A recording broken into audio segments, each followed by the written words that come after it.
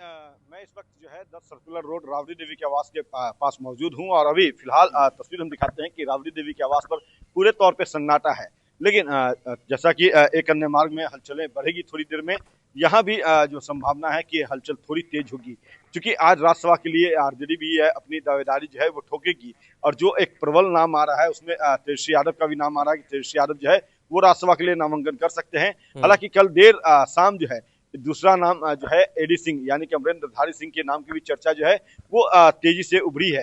हालांकि हमारे जो सोर्स बता रहे हैं कि तेजस्वी यादव जो है वो नामांकन करने जाएंगे और ये समय जो है वो लगभग 11 बजे का होगा।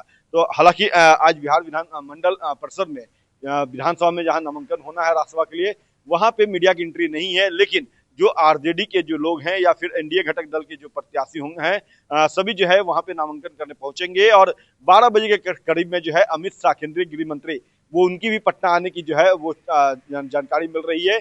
और 12 बजे जब वो पटना आएंगे तो उसके बाद दोनों प्रत्याशी जो हैं एनडीए घटक दल के जो है बीजेपी कोटे से नितिन नवीन और दूसरे प्रत्याशी के साथ साथ जेडीयू से जो प्रत्याशी होंगे जिनकी चर्चा काफी तेज है, नीतीश कुमार और जो उनके अलावा जो केंद्रीय मंत्री हैं उनकी वो दोनों जो है नामांकन करने पहुंचेंगे। उसके साथ साथ जो है उमेश कुशवाहा 5वें कैंडिडेट के रूप में जो है एनडीए की तरफ से नामांकन करने पहुंचेंगे। तो यह देखना काफी दिलचस्प होगा कि छठा प्रत्याशी जो है आरजेडी जो ये दावा ठोक रही है कि तेजस्वी या फिर अमरिंदरधारी सिंह जो है वो अपना नामांकन करेंगे, तो वो तस्वीर क्या देखने को मिलती है। और अगर छठे प्रत्याशी के तौर पर आरजेडी से कैंडिडेट उतरते हैं तो उनको कितना समर्थन जो है वो मिलता है। चूंकि कांग्रेस जो है उसके अलावा अगर हम बात कर ले लेफ्ट की जो पार्टी है, उसके अलावा आईपीए की जो पार्टी है, उनके अलावा जो है एआईएमआईएम का जो साथ मिलता है या नहीं मिलता है, क्योंकि एआईएमआईएम पे ही सारा जो है दारोमदार टिका है।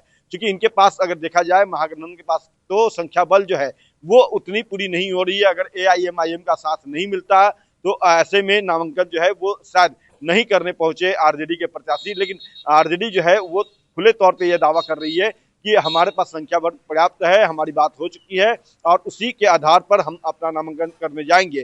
तो आरजेडी जो है वो भी पूरे तौर पे छठे प्रत्याशी के तौर पे जो है अपना दावा ठोकने के लिए तैयार है। थोड़े देर का समय है, उसके बाद तस्वीरें बिल्कुल साफ हो जाएगी और तेजस्वी होंगे प्रत्याशी आरजेडी की तरफ से या फिर अमरिंदरधारी सिंह, ये भी जो है इन अटकलों पर भी जो है वो विराम लग जाएगा। लेकिन सबसे अहम बात है कि अगर तेजस्वी जो है राज्यसभा के प्रत्याशी होते हैं तो ऐसी स्थिति में राघोपुर से जो है वो अगला कैंडिडेट कौन होगा, उपचुनाव जब होंगे तो उसमें अगला कैंडिडेट कौन होगा, तो उसके बारे में भी जो अंदर खाने से खबर है, आरजेडी के अंदर खाने से खबर है कि राजश्री जो तेजस्वी यादव की जो पत्नी है वो राघोपुर से चुनावी मैदान में ताल ठोकेंगी। और वो अगर चुनाव जीत करके सदन पहुंचती हैं तो नेता प्रतिपक्ष की भूमिका उनकी तय मानी जा रही है। तो कुल मिलाकर कह सकते हैं कि बिहार का जो दिन है राजनीतिक दिन आज काफी महत्वपूर्ण बिल्कुल है। तो ये बड़ा दिन है आज के लिए। एक बार फिर से आनंद आपके पास आते हैं कि सीएम आवास की जो हलचल है वो बढ़ेगी और अब जो जिस बात की चर्चा हो रही है कि जिस भूमिका में जेडीयू था वो भूमिका अब बीजेपी बिहार में निभाने वाली, यानी कि सीएम का चेहरा भी बदलेगा और सीएम का जो चेहरा है वो क्या बीजेपी से होगा, इसको लेकर भी संभावनाएं चर्चाएं लगातार की जा रही है। लेकिन अब अगला कमान किसके हाथों में होगा ये अब भी बड़ा सवाल बना हुआ है। आनंद, कुछ संकेत मिल पा रहे हैं, कुछ संभावनाएं क्या नजर आ रही हैं? देखिए, आपको भी पता होगा राहुल कि बीजेपी अप्रत्याशित घटना करने में माहिर है। और जब भी सियासी घटना, माफ कीजिएगा सियासी घटना, क्योंकि जब भी बीजेपी की तरफ से किसी भी स्टेट में चुनाव होता है तो कई सारे नाम चलते हैं लेकिन अचानक से कोई नया नाम से उभर कर सामने आ जाता है। इसका उदाहरण है हरियाणा हो या दिल्ली हो या फिर मध्य प्रदेश। तो बिहार में क्या कुछ होगा इसके लिए थोड़ा इंतजार करना पड़ेगा। लेकिन इतना तो तय है कि बीजेपी कोई भी वैसे चेहरे को जिसको सीएम बनाएगी, सियासी समीकरण साधने की पूरी कोशिश होगी, जातीय समीकरण भी साधने की पूरी कोशिश होगी। चूंकि बिहार में जाति की राजनीति सबसे ज्यादा होती है और बीजेपी की कोशिश ऐसे हुई कि ऐसे चेहरे को बिहार के सीएम के कुर्सी पर बैठाएं जिससे न सिर्फ जातीय समीकरण सधे बल्कि बिहार में जो एनडीए के खास वोट बैंक है उसे भी मैसेज दिया जाए।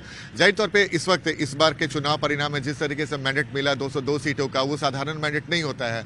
2010 में ऐसा मैंडेट मिला था, उसके बाद ये मैंडेट मिला है। तो जाहिर तौर पर जिस तरीके से चर्चाएं चल रही हैं वैसे में कोई कद्दावर नेता ही मुख्यमंत्री बनेगा ताकि न सिर्फ बीजेपी के कार्यकर्ताओं नेताओं को बल्कि जनता को मैसेज देना, बल्कि जेडीयू को भी संतुष्ट करना होगा कि भाई बीजेपी का कोई ऐसा मुख्यमंत्री न बने जो जेडीयू के लिए असहज स्थिति हो जाए। तो जाहिर तौर पे कई सारे नामों की चर्चा चल रही है। फिलहाल में जो बिहार के 2 डिप्टी सीएम हैं, सम्राट चौधरी और विजय सिन्हा, सम्राट चौधरी को लेकर भी कई तरह की चर्चा चल रही है, नित्यानंद राय को लेकर भी चर्चा चल रही है। एक खबर ये भी आ रही है कि किसी अति पिछड़ा महिला को भी माफ कीजिएगा सीएम बनाया जा सकता है, लेकिन सारा कुछ तय बीजेपी के शीर्ष नेतृत्व को करना है। लेकिन जाहिर तौर पे बिहार में आज का दिन बेहद महत्वपूर्ण रहने वाला है। बिल्कुल आनंद, आपके पास आएंगे आपके पास। और देखिए इस वक्त की एक और बड़ी खबर से आपको रूबरू करा दे, और बड़ी खबर यही कि आज पटना अमित शाह पहुंच रहे हैं। नितिन नवीन का आज नॉमिनेशन होना है राज्यसभा के लिए।